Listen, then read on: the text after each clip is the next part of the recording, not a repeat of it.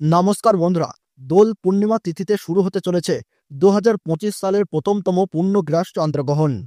গর্ভবতী মহিলা, শিশু ও সাধারণ মানুষের ক্ষেত্রে একটু ভুল ত্রুটি হলেই জীবনে ঘনিয়ে আসতে পারে মহাবিপদ।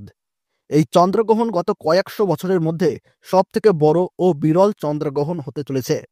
এই চন্দ্রগ্রহণ ভারত ও বাংলাদেশের সঠিক নির্ভুল সময়সূচি পঞ্জিকা অনুসারে কখন সংঘটিত হতে চলেছে এবং তারই পাশাপাশি কখন সমাপ্ত হচ্ছে, গ্রহণের মধ্য সময় কখন থাকছে, গ্রহণের কত ঘন্টা আগে থেকে সূতককালের সময় শুরু হচ্ছে, ভারতবর্ষ ও বাংলাদেশের কোন কোন জায়গা থেকে দেখা যাবে এই চন্দ্রগ্রহণ এবং এই গ্রহণ আপনারা কিভাবে দেখবেন।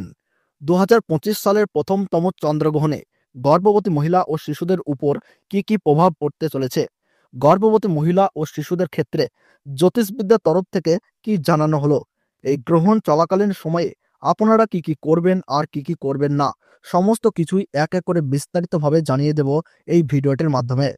এই ভিডিওটি দেখলে আপনাদের আর কোনো ভিডিও দেখা দরকার নেই। তো বিস্তারিতভাবে জানতে হলে অবশ্যই এই ভিডিওটি মনোযোগ সহকারে শেষ পর্যন্ত দেখবেন। সাথে আপনার জেলার নাম ভিডিওর কমেন্ট বক্সে কমেন্ট করে জানিয়ে দেবেন এবং ভিডিওটিতে ছোট্ট একটি লাইক করবেন। সাথে চ্যানেলটিতে নতুন দর্শক হয়ে থাকলে অবশ্যই চ্যানেলটি সাবস্ক্রাইব করে পাশে থাকবেন পরবর্তী লেটেস্ট খবরগুলো সবার আগে দেখার জন্য। তাহলে চলুন বন্ধুরা, ভিডিওটিকে শুরু করা যাক। চন্দ্রগ্রহণ সূর্যগ্রহণ সম্পর্কে আমরা সবাই কম বেশি জানি। বিজ্ঞান বইতে পড়ে আমরা সবাই জানি যে পৃথিবী সূর্যকে কেন্দ্র করে সবসময় ঘুরছে, আবার একইভাবে চাঁদ পৃথিবীকে কেন্দ্র করে ঘুরছে। এই ঘূর্ণায়মান অবস্থায় 365 দিনের মধ্যে 4 থেকে 5 বার চাঁদ, পৃথিবী এবং সূর্য একই সরলরেখায় চলে আসে। এই সরলরেখা বা লম্বালম্বিভাবে অবস্থানের কারণে সূর্যগ্রহণ কিংবা চন্দ্রগ্রহণ হয়ে থাকে। গ্রহণের সূতক সময়ে সব ধরনের শুভ কাজও নিষিদ্ধ থাকে। চন্দ্রগ্রহণ শুরু হওয়ার ঠিক 9 ঘন্টা আগে থেকেই শুরু হয়ে যায় সূতক কাল এবং সূর্যগ্রহণ শুরু হওয়ার ঠিক 12 ঘন্টা আগে থেকে শুরু হয়ে যায় সূতক কাল। জ্যোতিষশাস্ত্র মতে এই পূর্ণগ্রাস চন্দ্রগ্রহণে গর্ভবতী মায়েদের পাশাপাশি শিশুদের জীবনেও কিন্তু পড়বে ভয়ঙ্কর প্রভাব এবং সেই প্রভাব থেকে বাঁচতে হলে সকলকেই কিন্তু নানা বিধিনিষেধ মেনে চলতে হবে। তার ওই পাশাপাশি আপনারা কিন্তু এই সময় কোনোভাবেই আতঙ্কিত হবেন না। ফাঁকা স্থান বা দূষিত জায়গা থেকে দূরে থাকবেন। গ্রহণের সময় ছুরি, কাঁচি বা ধারালো কিছু জিনিস দিয়ে কোনো কিছু কাটাকাটি করবেন না। এই সময় কারোর সাথে মনোমালিন্য, ঝগড়া বা বিবাদে জড়াবেন না। গ্রহণ শুরু থেকে শেষ হওয়ার সময় পর্যন্ত কোনো কিছু খাবেন না।